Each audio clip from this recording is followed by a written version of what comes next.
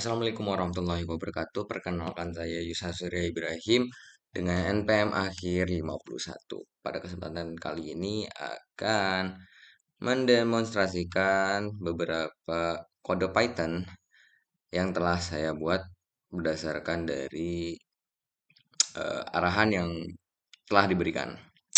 Langsung aja kita masuk. Jadi pertama kita akan buat sebuah program kasir dengan aturannya sedemikian rupa. Langsung aja kita masuk ke ininya. Ini udah ada codingnya berupa Python ya. Pertama kita ada ini sebutannya apa nih? Variabel. Lalu kita tentukan tipenya itu yaitu float karena di sini uang ya. Jadi bakalan ada desimalnya. Terus kita tentuin juga untuk variabel diskonnya yang pertama pasti 0 ya karena emang belum ada. Terus kita lanjut ke penentuan diskonnya itu tergantung dengan input kita yang di total pembelian. Kalau misal kita masuk belinya lebih dari 500.000 dapat diskon 75%, atau lebih dari 300.000 itu 0,5 karena ini udah berurutan ya, jadi kita nggak usah taruh lagi di bawah 500 gitu karena udah berurutan lebih dari 500, lebih dari 300, terus lebih dari 200 dan lain-lain. Ini sebenarnya else juga nggak usah dipakai sih, bisa karena kita di atas sudah ngejelasin ya, bisa dihapus aja. Kan dia ada urutannya itu, dari yang pertama itu ngikutin diskon yang ini, tapi kalau ada syaratnya nanti nilai diskonnya bakal berubah. Terus ini untuk penghitungan nominal diskon yang kita dapat tergantung sama nominal yang kita masukkan di total pembelian. Terus nanti karena diminta untuk keluarin apa harga yang harus kita bayarkan setelah diskon ya. Jadi ini kita masukin juga rumusnya, yaitu total pembelian yang kita masukin dikurang sama nominal diskon yang kita dapetin tadi. Terus langsung aja karena tadi diminta untuk print nilai yang kita apa nilai jumlah pembelanjaan kita, terus lalu disuruh apa itu namanya menampilkan nominal diskon yang kita dapat seberapa besar, terus kita disuruh tampilin juga total harga yang kita harus bayarkan setelah diskon. Langsung aja kita coba eksekusi ya. Kita coba karena itu yang pertama itu 500.000, lebih dari 500.000 kita coba. Jangan 500 ya. 200.000, lebih dari 200.000 berarti coba 250.000.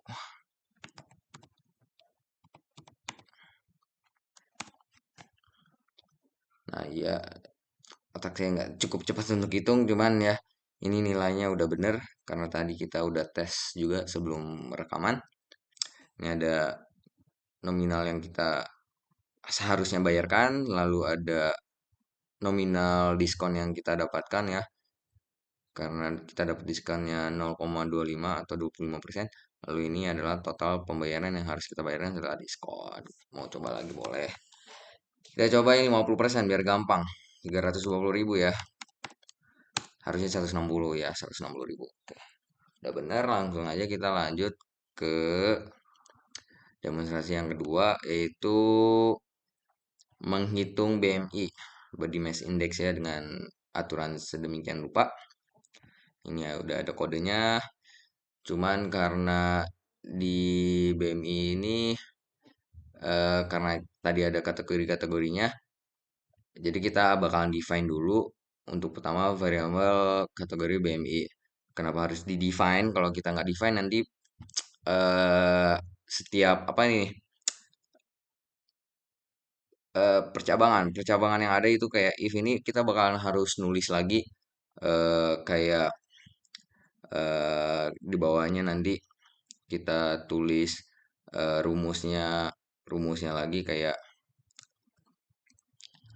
bukan di bawahnya sih, maksudnya kalau ini nggak ada define ya, kan ini jadi if elif-elifnya bakal di bawah sini kan, di bawah penghitungan BMI ini. Nah Kalau misalnya nggak pakai define itu nanti kita harus pakai if else else-nya itu setiap satu percabangan itu kita harus ini bikin ini printnya ya, kita harus bikin printannya kayak print nilai BMI-nya dapat berapa sesuai BMI-nya. Nah, ininya yang repot nih. Kita harus tulis lagi print, gak bakal ada kata kata ya ini kategori BMI, print kategori BMI, tapi di dalam di sini kita tulisnya itu tiap tergantung sectionnya. Kalau misal kalau BMI bawah 18,5 bakal kurus, kurus terus kalau eh antara 18 atau 25 itu bakal normal segala macem. Jadinya kita harus bikin tiap percabangan dan itu bakalan panjang ya, cukup merepotkan juga. Jadi makanya kita pakai define untuk menentukan nilainya. Terus kita pakai return juga untuk membalikkan nilainya. Lanjut ini ada variabel berat badan, itu yang bakalan kita input. Kita tentuin juga float karena berat badan orang itu pasti ada desimalnya, nggak mungkin plek gitu, bakalan nilainya bulat. Ini kita bilang satuannya kilogram, kalau enggak sebenarnya emang biasanya orang pakai kilogram sih, cuman maksudnya yang membingungkan tuh kadang tuh meter. Orang tuh kadang masukinnya cm, jadi gak sesuai sama sistem kita. Karena di sini tuh kita pakainya tinggi badan tuh dalam meter untuk menghitungnya.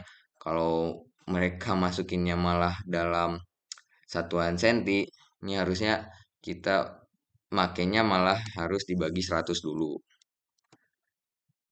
baru dipangkatin dua begitu.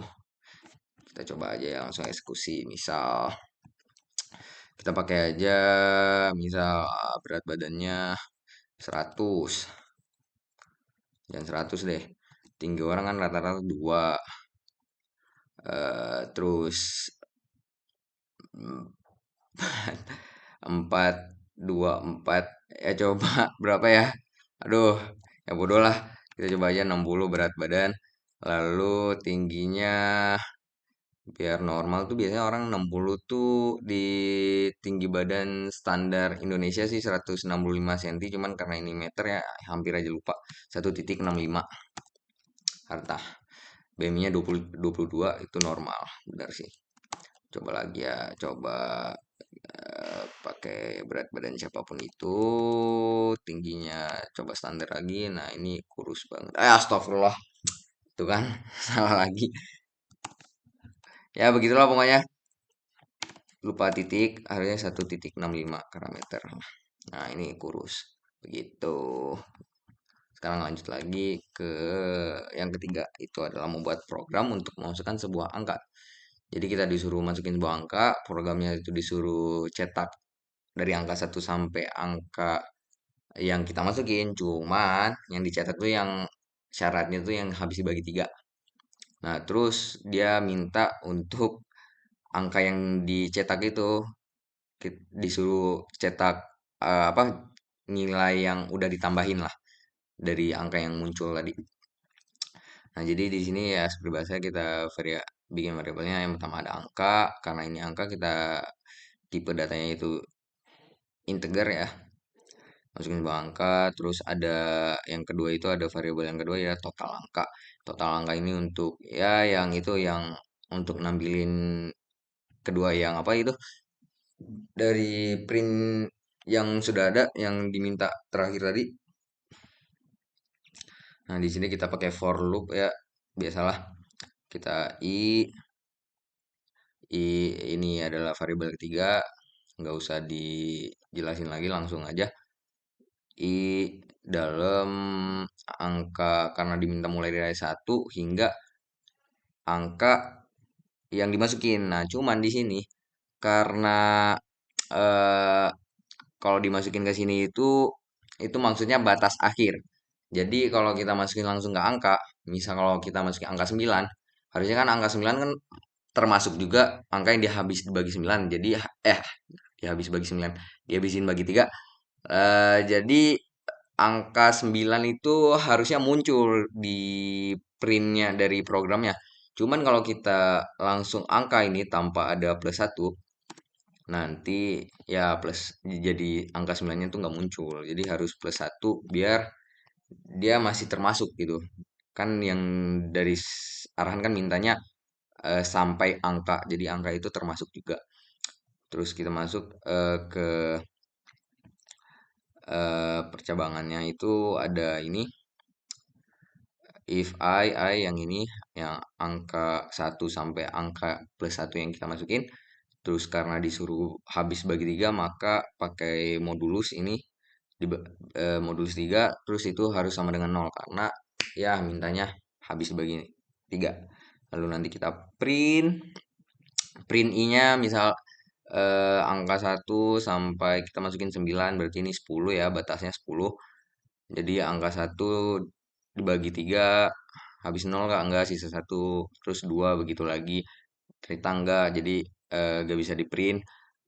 Langsung pas i-nya nilainya 3 dibagi 3, nah itu kan nilainya benar habis jadi nol. Maka nanti bakalan di print i-nya itu yang berupa nilai 3. Terus nanti yang 3 itu bakalan ditambahin ke variabel total angka. Masuklah nanti dia ke sini total angka yang ini. Jadi 3 tambah 0 jadi 3. Nah, bakal ulang terus. Nanti lanjut lagi ke angka 4, nggak habis. Nanti lang 5, 6, pas 6. Ternyata habis bagiannya nanti di print lagi angka 6-nya. Terus nanti ditambah lagi masuk. Jadi sini 6. Masuk lagi ke total angka 6 tambah 3 jadi 9 bla bla bla bla bla. Nah, karena di sini udah di print ya angka yang habis dibagi 3. Sekarang tinggal satu lagi itu yaitu print total nilai yang itu penambahan angka yang ini yang muncul di sini. Jadi coba aja langsung kita eksekusi ya. Ya kayak tadi contohnya misal 9 aja jadi biar gak terlalu rumit. Nah muncul angka 9 3 habis dibagi 3, 6 habis dibagi 3, 9 juga habis dibagi 3. Dan ketiga angka ini muncul. Ketiga angka ini juga ditambahkan nilainya adalah 18 benar. Mau coba angka yang lebih banyak juga boleh. Misal angka terakhir 99. Nah 99 masih masuk. Bla bla bla bla. Gila banyak banget ya begitulah pokoknya. Kita lanjut ke eh yang selanjutnya itu membuat program while loop yang mana program tidak akan berhenti sampai user ketik 0.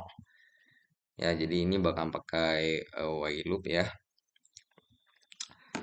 Di sini kita pakai while true atau ya atau while zero sama aja. Itu bakal programnya akan jalan terus. Di sini ada angka.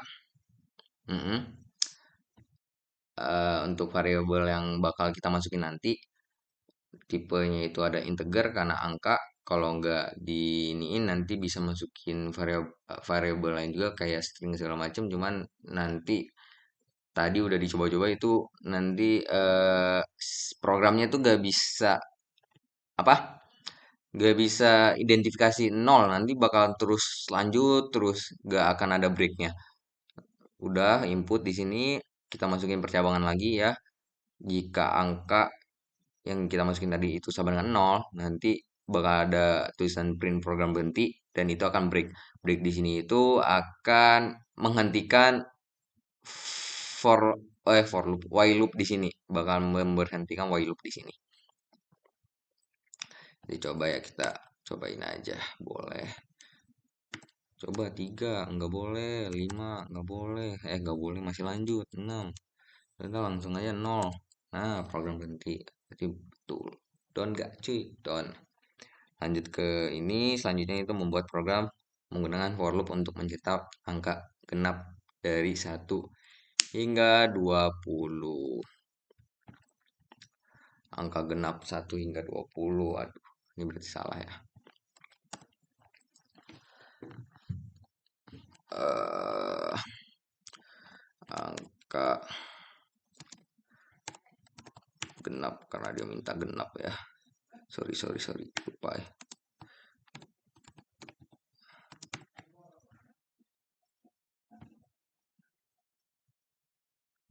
Awas bang, nanti di print.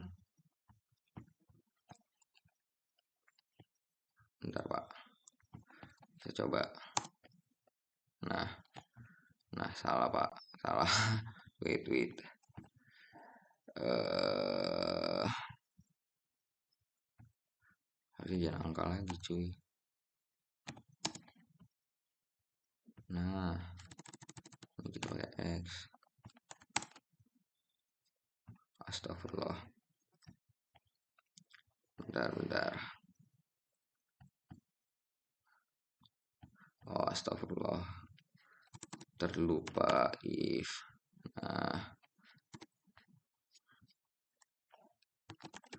Nah, kita lupa itu ya. Sorry ya guys ya. Jadi kita masukkan if ya, ini jika, nanti baru di print. Kalau gak ada jikanya, itu gak bakal di print. Gitu ya.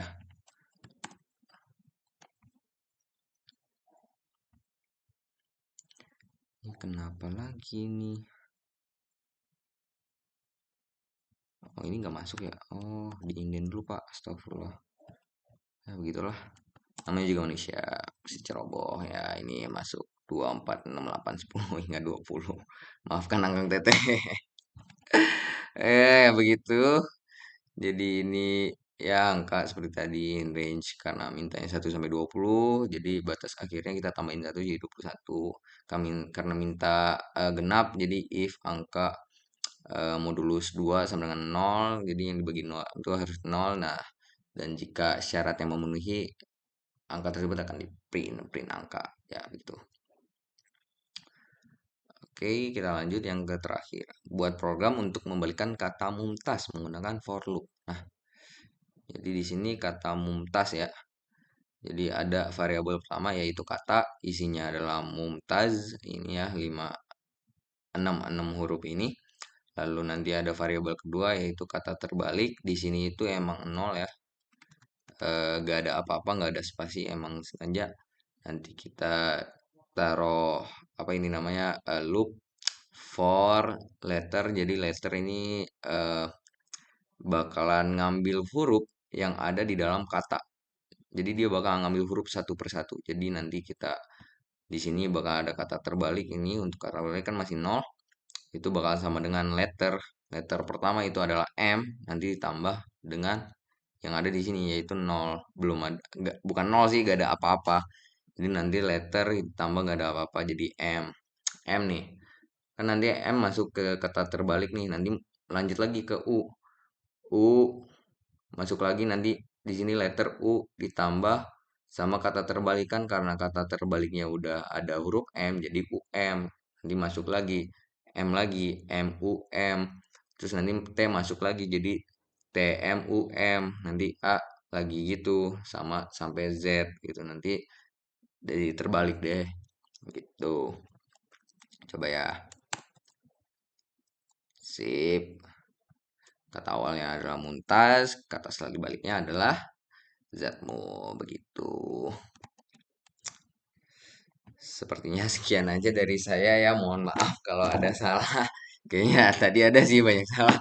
Maklum ya, namanya juga manusia. Sekian, terima kasih. Semoga bermanfaat. Dadah.